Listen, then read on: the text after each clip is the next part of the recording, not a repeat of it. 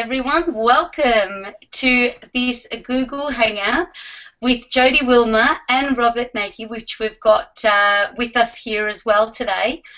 Thank you to everyone for registering. It certainly is very exciting that we can all connect in this way and use all the tools that are available to us to have a conversation just as we would in a room together. So we really appreciate your interest and your time. Now we'll get straight into it. Well, we've allocated an hour to be together today.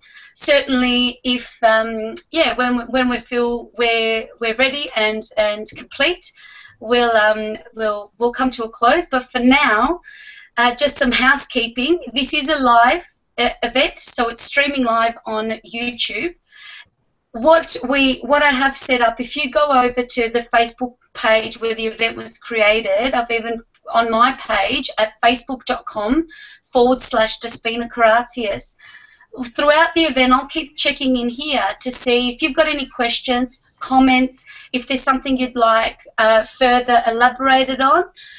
Feel free to post a comment there, and that way we can bring you into the chat as well.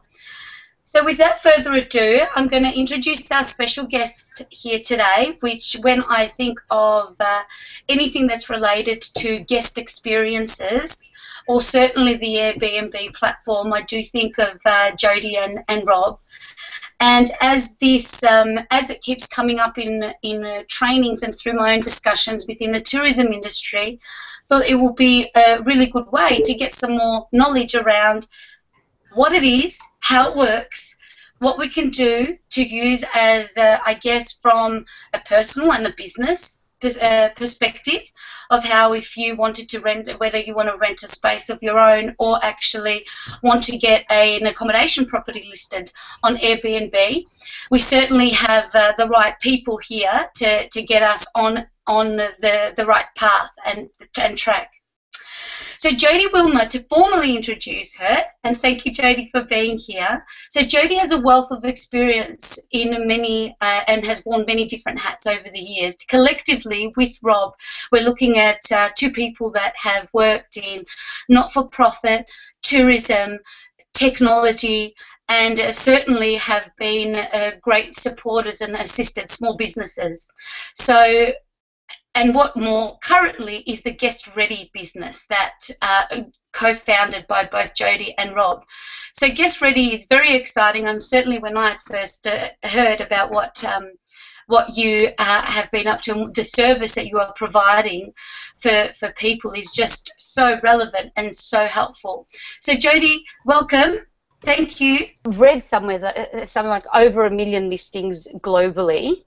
When we're looking closer to home in Australia, do you know how many people are using the service here? Well, as a company, but from our understanding through the media and various sources that there are over 30,000 listings across Australia. In Melbourne, there's about 5,000, in Sydney 10, and there are predictions that will increase substantially, in fact even double within the next 12 months. So, and there's a whole range of different reasons why people host. Some people do it to earn additional income because their circumstances change in life. They might be caring for an older parent and they need that flexibility. They might have, flexible work. So different types of contracts and things like that. So there was an economic benefit study done by Airbnb in about Sydney, and we're hoping that there'll be one for Melbourne as well. But it did show that there was substantial economic and social benefits that were quantified about length of stay and spend per guest, and certainly those benefits in local neighbourhoods where people might not normally stay. And certainly from that, I mean, if there's a space that's not doing anything, going back to it's sustainability as well. I like what you mentioned, that's part of this too. It's like it's sharing economy, it's conscious travel, it's looking at resourcing in a completely different way, and I find that really, really exciting. So with so you mentioned before, like it all came about, you moved in with Rob, and that's right. Had like, what do I do with my place? Do I rent? And this had come about. So with Guest Ready in particular, then how did that evolve into Guest Ready from that moment to that aha moment, hey, we could help people here? So tell us a little bit more about that transition in going then and starting Guest Ready. So Rob and I, with our experiences and backgrounds in both the tourism industry and professional services, like to do things right and like to do things well. So when we set up our apartment on St Kilda Road, we developed a host's manual, including a welcome kit and information about all the things to do with the apartment. We find when we check guests in, the first thing they want to know, apart from information about the apartment, is the Wi-Fi password. So what we did was create this resource that we thought about it from the guest point of view, what would be helpful for them to know, and would enable them to live independently with confidence and do that really safely. So we put together these resources, and what we found was that other people were asking for our advice. They saw that our listing was getting a lot of interest, and that and people's reviews are really, really positive. So we've got about 30 reviews of our property and at St Kilda Road, and you know, they're all 5-star reviews, which is great. So that peer-to-peer review, so the host reviewing the guest reviewing the host, also has a lot of authenticity. So it works the other way around too. So you actually Absolutely. review. Really? I didn't You know review that. the guests. So this is really what makes this platform quite different to some of the other more traditional avenues for accommodation bookings. So you know, when people are staying in your home, you want them to treat it with respect. You want to make sure that the neighbours are being well respected and regarded, and also that people understand what you're also in your home. So that's where the host and guest can review each other. So and what we found was that people liked the way that we were offering the experience, and other people started asking us for help. So I guess we were trying to think very entrepreneurially about, well, how is it that we could capitalise on our experience as trainers, with a focus on various quality programs that we've been involved in, accreditation, ISO, those sort of things. And so we started thinking about how we could package information together. So we had, I guess, the aha moment, to answer your question, Despina, was really when a friend of a friend said, look, I'm moving to Sydney and I'd really like the flexibility for my family and I to use the place in Melbourne, and I'd like other people to enjoy it as well. So he asked if we would look after it on his behalf. So initially we had thought that we would expand sort of into looking after other people's properties, but we've realised actually where our strengths lie and where our passion lies is helping hosts provide those experiences. So we've developed a range of tools, including a hosting toolkit which has checklists and procedures and cleaning and how to do check-ins, and we're now selling that internationally. Fantastic. I love that. And that's such a thorough, you sent me something the other day and it just included so much information. Certainly it had everything that you would need to know to get yourself set up. I guess even from both perspectives, as your friend is traveling and just wanted someone to, can you look after it, as well as setting up a listing, like I had some accommodation providers say that they've done the same, and having everyone that I've spoken to so far, I mean, there's only a handful. I can't say it's been a big research, but certainly I get a good vibe about these things and see that they've had great success. One of them, who actually was going to join us today, and how it all sparked this conversation, said in her 10 years of being in operation has had a booking for 3 weeks at her B&B. Now I get, and it makes sense more even to myself now speaking with you, that, you know, you go back to that looking for something that's local, it's personable, and people want to be connected to people. So having that local experience makes this, just brings a different attraction. It's just different. It's not saying it's better or worse. It's just, here's a different way to experience a region and experience a location and a destination. which is, I guess, has great appeal to that. That's right, and sometimes we find that people who are travelling domestically or internationally to Melbourne in our circumstance are travelling from a whole suite of different reasons. So we've had business travellers who like to have the physical space of a dining table to hold their business meetings as opposed to being in noisy cafes. We've actually had people also use the space for filming, for documentaries, so it's a completely different sort of use, right through to people for expos. Recently there was a wine expo in Docklands, and a family who needed to be exhibitors as well as have some space for their family to stay. We've got guests who are staying, up to for 3 months because they relocated from overseas. 3 months. And they come back to Australia after being away for about 6 or 7 years, and their house isn't yet ready for them to move into. Yes, so they want to get their kids connected in kinder, they want to sort of settle in a local community, and it enables them to do that in an affordable way, but also, which is quite different to, and often people, find it a bit difficult to try and find something for short term, say less than 6 months. Yes. And in terms of with your service, so people can come to Guest Ready and purchase a kit per se. They can purchase your program to say it's like everything you need in a box per se. Here's a solution, and follow these steps, and you'll be right in terms of how to. I love what you shared about. Even they want the Wi-Fi sometimes before that they want anything else, and certainly that's something you have to pay a significant amount in other forms to get access to Wi-Fi when you're staying in accommodation. But certainly, so you can purchase something and then you have that, but also you'll help consult them through the process, or do it for them, or outsource it to yourselves. Well, so what are the different ways that people can engage with Guest Ready? So the hosting toolkit, is, as you described, is sort of like Airbnb in a box. So that people can utilise some systems to replicate really quality, great experiences time and time again. And like any sort of business or entrepreneurship, you want to have a continuous improvement model about reflecting and being open to people's feedback. Being preemptive and proactive, so making sure that you've got all of your maintenance under control, and that you're planning ahead for that and budgeting for that, so that everything runs smoothly. So I guess the other thing is we've learnt over time that there are nuances and things that guests like.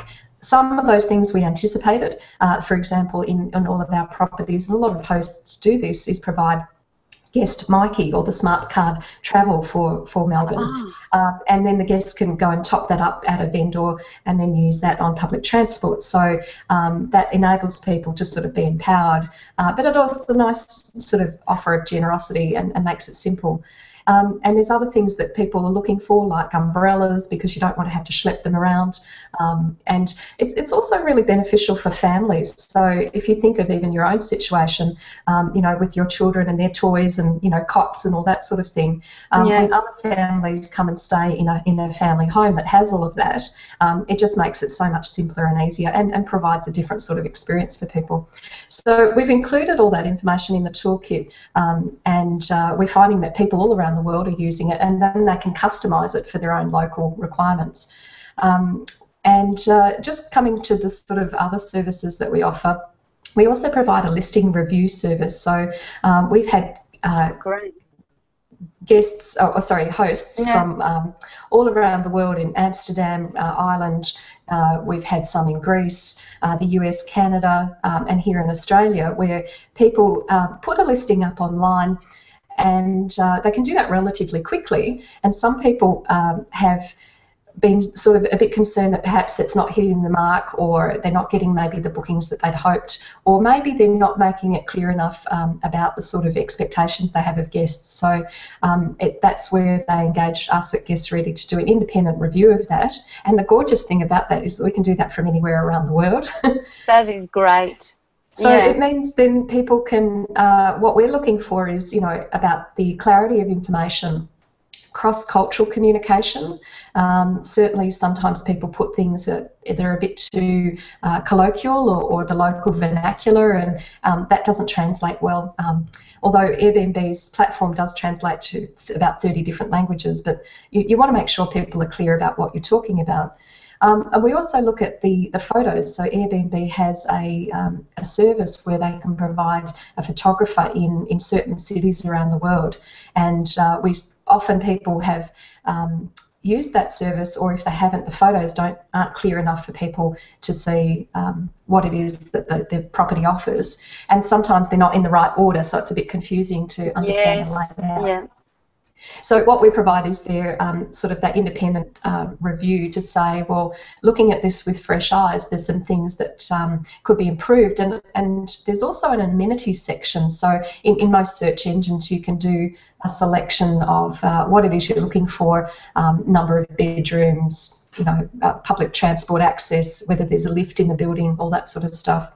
And often people don't tick all of those options, or they might have updated or upgraded things, but it's not reflective or consistent. So we've found people have really enjoyed us reviewing that, and they've got a lot of insights into different ways of putting that information together. And more importantly, it's more transparency and clarity for the guest to make an informed decision, and then it means for the host that they can also derive better bookings. Absolutely. Look, it's age-old with any type of mentoring or coaching. If you want to have success in something, go and seek someone that's already achieving that level of success that you want. So that's really what you're not here saying, like, this is just a great idea. You've done it, you've tested it, you continue to do that, you've seen results, and now you're paying it forward and sharing that knowledge. I think that's a really, I love that you guys do that, because I know with starting out in anything, you just want some feedback. Am I on the right track here? And that's great. So even from a review point of view, I think that would be very valuable. Certainly, I'm keen to let some people know that have asked me that question, but it's I can say this is something that you do as well.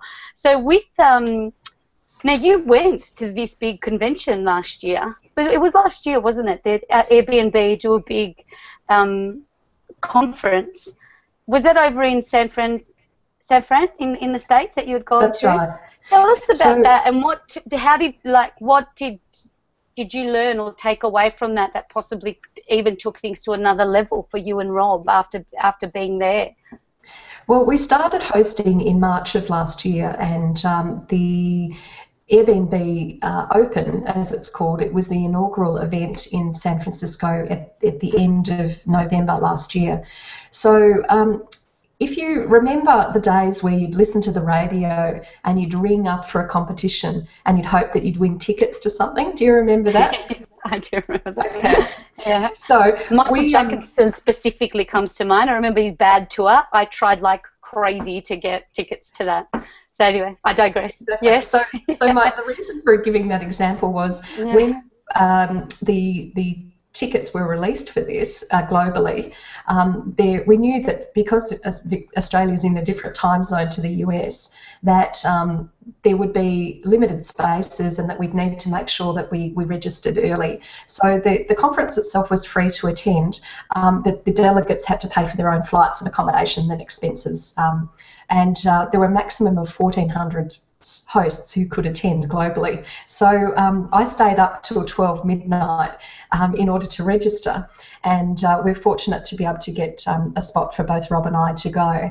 And so part of the reason for our decision to want to go to San Francisco was to really hear from the founders and the company what the future holds, and really what strategic directions they're wanting to take. And what we love about hosting is interacting with other hosts and of course the guests and other service providers. So we thought, what a great opportunity to meet people from all around the world. So in Melbourne there were about 8 or 10 delegates who attended. There were a number from Sydney, so overall there were about 20 from Australia. Yeah. And there was a welcome event for all the international hosts, and we got to meet people who are, doing amazing things from all around the world. And in particular, we met Jasper Rivers. Now, Jasper is a very prominent host who's from Amsterdam, who's written a book called Get Paid for Your Pad, and that's available on Amazon. Now, he's also got a website, and he does podcast interviews with hosts from all around the world. So it's great to connect with someone like Jasper, who's now done an online course to help hosts improve their hosting and interact with. There's a whole marketplace of service providers that are thriving across the world as a result of sharing economy businesses. So if you think about the things that you need to do as a host, you need to provide clean linen, you need to have a clean apartment, you need to make sure that things are well maintained and serviced and safe. And so there are also people who have to meet and greet and do the check-in with the guests and even if you're a home hosted, so you live there, you still need to coordinate that, and sometimes you can't because you're working and you want to make sure that the guests can get into your apartment. So in San Francisco at the Airbnb Open, we heard and saw a lot of service providers who've created businesses to provide support services to hosts in a whole manner of things, new technology products to allow people to get in and out of the building safely or apartment securely, right through to services where people can book and arrange things online. So it was amazing. It was full on and a couple of days, but it just gave us such a great. It sort of revitalised our excitement about it. And in terms of new ideas, what we realised was that there is a program called Superhosts. So there's over 30,000 superhosts globally, and these are people who respond within a certain amount of time to the query. Their acceptance rate is 100% of the bookings. They also have 80% or more 5-star reviews, and there's some other aspects, and they don't cancel bookings. So we heard a lot more about the Superhost program, and what we learnt was that in Australia, and in particular just us as people, we weren't asking people to give us a 5-star review. We weren't expressing why it's important that they need to do it authentically and truthfully, of course, but that in fact that does assist us in terms of our search ranking in the site, and of course to other guests they can see that as being important. So and it's very cultural, the difference between star ratings. If you think about in Australia, we might say it was a fantastic experience, but there are a few little things that could be improved, and we'd give it a 4-star. Well, in the US, maybe they'd just give it a 5-star, and maybe other cultures, maybe like in Europe, would give it a 3.5 or 4-star. But we all had the same experience. But it's about the lens you're looking through. So what we learned from the Open was the importance of communicating with guests about our expectations of them, but also to get them to pay more attention to the reviews, because obviously they don't have to do a review, that's a voluntary thing, and that's really increased the number of reviews we're getting. Excellent. And tell me, and is that the same, like do you leverage from that too, because you can also review them? Like, yes. Is that, can say you review me and I'll review you? Is that, I love that you can get to do that. I think that is the coolest thing ever, that you actually review the guest, because certainly for people that are opening their homes, you want to know that they, like you said earlier, that they treat it with respect when it is your private space. So is that something like a technique or strategy that you use, or? Well, the first thing we do is in our actual listing, there is a section for what's called house rules. So we have some very simple and clear things that are about our expectations. They're respecting our neighbours, keeping it quiet, having no parties, you know, things like that, and that's upfront and clear. The other thing is we also screen guests, so this is something that we teach hosts to do. So there's a couple of different ways that people can book. One is that they would make an inquiry via the platform, and then the host would review that inquiry and choose to either accept it or not, or to seek a little bit more information. So firstly, we would look at the guest's profile. So there's a picture of the guest, usually, hopefully, and then a description about them, so you get a bit of a sense of who they are. And you'd also then look at other reviews written about them. We know, generally speaking, people tend to sort of skew to more favourable reviews, even if there are some things that didn't work so well. But I guess what we're looking there is sort of building a bit more of a trust and understanding of that person's reputation, that sort of social proof of being in that online environment. And then what we do is communicate directly with the guest about understanding their purpose for their trip, and that's not to be nosy and it's not to be judgmental. It's just to help understand, firstly, is our setup of what we're offering suitable for their needs, and will it be the best choice for them to make sure that they have a great experience. And secondly, it also then enables us to get to know them a bit as a person. So then you can tailor your communications to be more individualised and personalised. So, for example, if somebody's coming to Melbourne for a wedding and they're having a big family reunion, some of the things we point out in our response to their inquiry is that the apartment has an ironing board and an iron, so you can press your clothes. Would you like us to help you with some appointments for a local hairdresser? Here's some options for transport to get to the venue. So you're responding, you know, sort of in a tailored way. And then coming through to the review itself, you don't wait till the end to have two-way feedback with your guests. And we really encourage our guests to communicate with us about any, not just issues and concerns, but also queries and questions. And we all know what it's like when you're travelling, and especially if your language is different and there's cultural differences. So we need to be sensitive and aware about that, and make sure that you know, we can communicate as best as possible to make it easy for people. I love that. It's so personalised, and I know through my own travelling experience, to be able to just, especially when you're travelling alone, that to be able to have that go-to person, and you have, this takes kind of concierge service even to another level, that type of personalisation, even from before they've even arrived.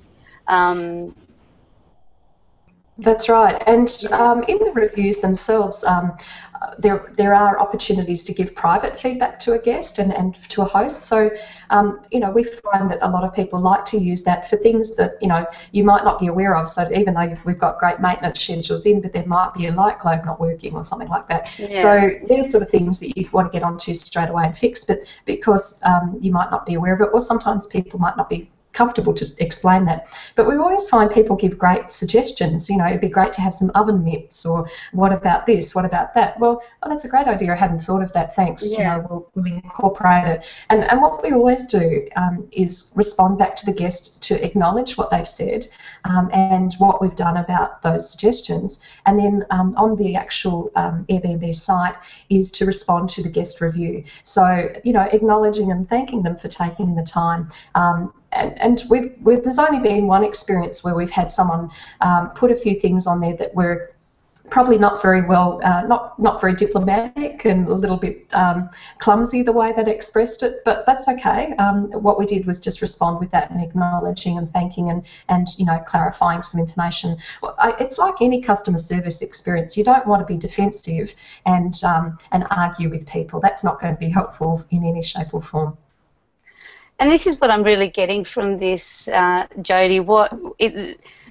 What you explain, I mean, it translates just into customer really providing and looking after your clients and providing the best service available, whether it's an Airbnb hosted property or not. You're just giving some great advice on how to just do a good job as a provider.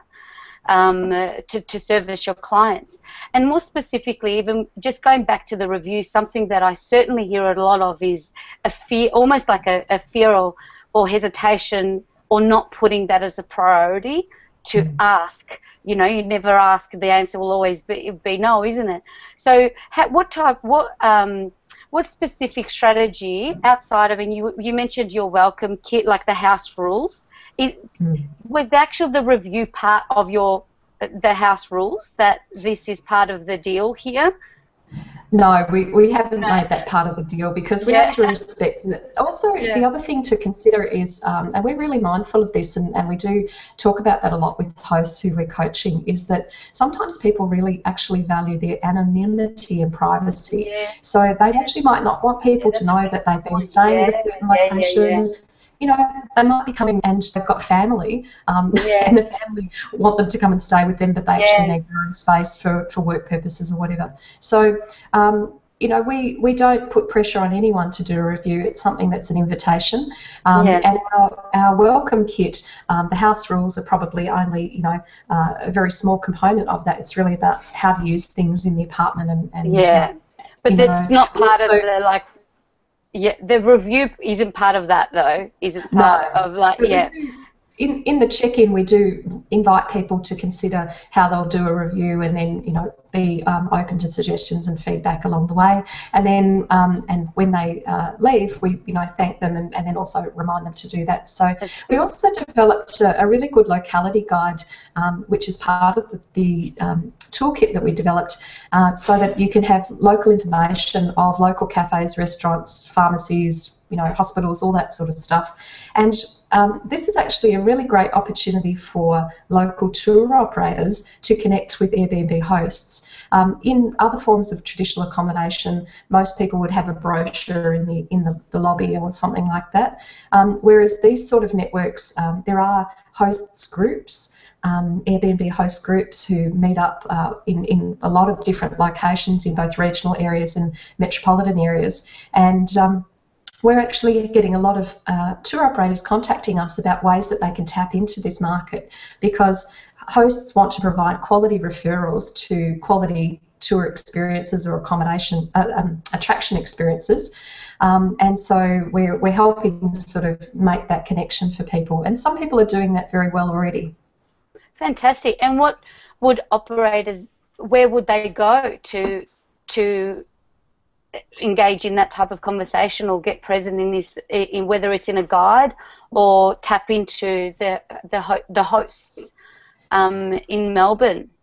Well, if you think about the connections that we all have, often if I'm looking for somebody in a particular industry that I'd like to connect with for a particular purpose, the first thing I do is go to my own social media contacts in either Facebook or LinkedIn and say, I'm looking to speak to somebody who has these skills or these networks. So firstly, I would suggest that people think about who do they know who is already a host, and talk to them about ways that they might be able to do that. And also even considering, if they are a host themselves, joining one of those local groups so that they can attend and network. And like any good business relationship, it's built on trust, it's built on reputation, it's built on quality and reliability. So. And is that managed on the platform, like these type of networking events? Is it all centralised through there to find each other? That's correct. And those groups are actually convened by Airbnb hosts who are volunteers. So they do that as a sort of community leader to bring other people together, share information, and you know, we've been to some terrific events. In Melbourne alone, there's one host group that has, you know, over 1,400 hosts, and there's great opportunities to get to know other hosts and think about ways that you can do cross referrals and things like that. But the other thing to think about is, you know, some tour operators and attractions are also offering vouchers or coupons that enable the guests to book. There's also, as I was saying before, about these marketplace of services, people who are doing check-ins. Some of those are hosts themselves who help out other hosts, There's also websites like Airtasker where people put micro jobs online for people to do a range of things. So, you know, there are other people who are involved in the experience who might be able to make those recommendations or referrals. And of course, most hosts are connected and understand that the visitor information centres that already exist in their local communities are a terrific place of information. So it makes sense to be connected as a tour operator attraction with your local visitor information centre or local tourism organisation. Yeah, fantastic. And then I guess as for anyone wanting to give this a go, in terms of like what step can they take, even if it's today, what specific, even like, so it's Airbnb.com where they would go and check it out. So what are like, say, top 3 things for people that you would say to consider if they wanted to go and start this? What would be a good starting point for someone? So the first starting point, if somebody's considering being an Airbnb host, would be to go and have an Airbnb experience. You need to try before you buy, and you need to understand what it's actually like. So that is definitely number one. I mean, and don't do it just once. You know, continually look and have different experiences. We stayed at Airbnbs all across Australia and internationally, but sometimes we choose to stay in hotels. That's a different experience as well, and that has different benefits. So the first thing that is to go and have an Airbnb experience and actually understand that every host is going to be different and every experience will be different, but it helps give you an insight and understanding and also ideas of what to do and what not to do. The second thing is to really consider, is this right for you? There's a whole range of considerations that need to be understood. Local planning laws, taxation issues, insurance, also any local owners corporation rules if you're in an apartment, right through to what sort of lifestyle do you lead and what sort of commitments do you have and how much time can you dedicate to this. So we know a lot of hosts who host people in their own home. They do that at different times of the year because at other times they're really busy and they can't provide that attention that guests need. So, and sometimes circumstances change. You know, if somebody's just had a baby, well, it's probably not really a good time to sort of start having a whole bunch of guests come and stay if you're making those life transitions. So you need to consider not just about sort of the obligations and responsibilities, and it's also about the timing and the appropriateness. And I guess the third thing would be that any sort of pursuit just for the money is going to be a race to the bottom. So we're in this in the sharing economy where we started our business Guest Ready because we really love the sharing of experiences with people and building networks around the world. And in addition to that, we earn the income. If you think of it from almost a conscious capitalism point of view, there's sort of 4 main principles around that. The first one is about higher purpose. So what is your purpose and reason for being? And I think with any pursuit, you need to really connect with that and understand why is it you're doing this and does this actually deliver on that? And, you know, any sort of business that's just started purely for one focus is going to not be built on a solid foundations of on values, on principles, on process, on the ways of doing it that is sustainable into the long term. And I think the thing, Despy, just to round that off, is that in any sort of hospitality or tourism business or undertaking, you know, it's a 24/7 type of business, or it's a 24/7 operation. So, you know, if you want to switch your mobile phone off at 9 o'clock because you just like to have your privacy, you're probably not going to be a good host.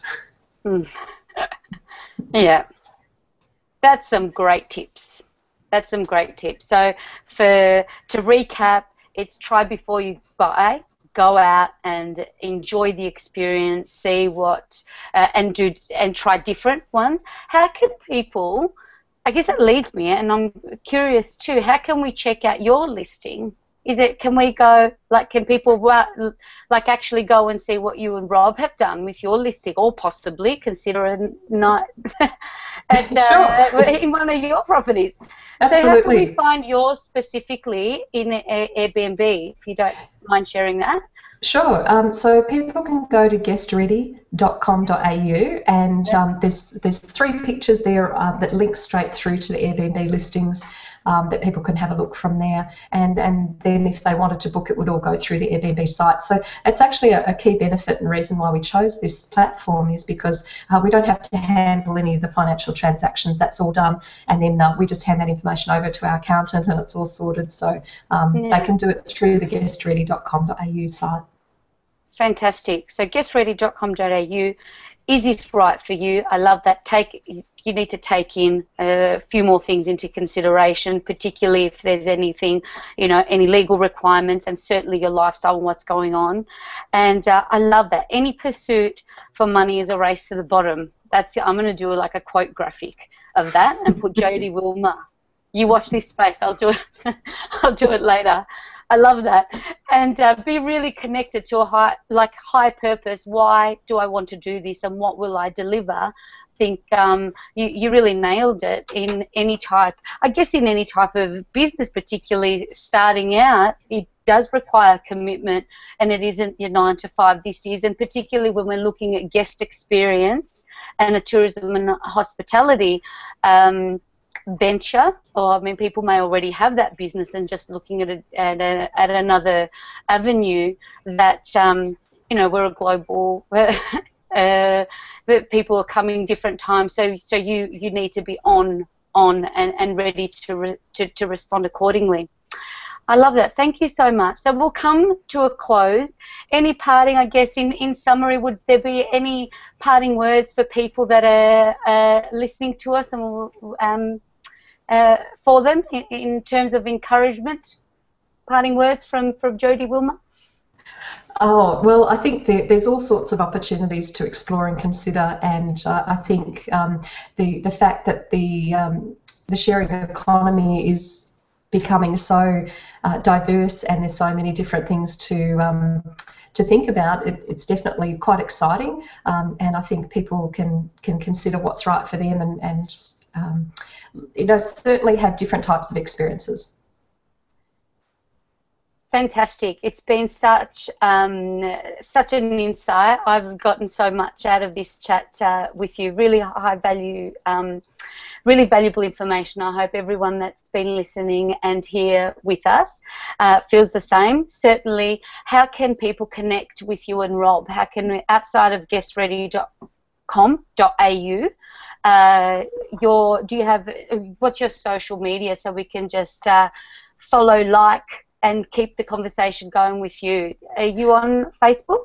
Yes, we have a Facebook page, which is Guest Ready Services, and so they can connect through there. But all of those links are through our website as well, for Instagram and perfect. all of those .coms. Yeah, love it. And what does excellence mean to you, Jody? Good question to speak up. Excellence, what does that mean for me? I think it's about continually refining and thinking about what it is you want, and what it is you need, and then what it is you can do. Ah, love it. Another quote graphic. Boom. Thank you so much. I really, really appreciate it. Thank you to everyone that's joined us today. Have a wonderful week. I wish you all the very best. I will certainly share a lot from today with people on the call. If there's anything specifically, you've got Jody's details that you can contact with Jody and Rob if you wanted them to either review, if you're interested in their complete kit of absolutely everything you need to know to get started, and not only get started, actually get success with your hosting venture. Okay, so we'll end it there. Thanks again, Jody. Thank you, Rob, in the background there. Really love you guys. Keep on doing what you're doing. Thanks, guys. Bye. Thanks so much. Bye. Bye.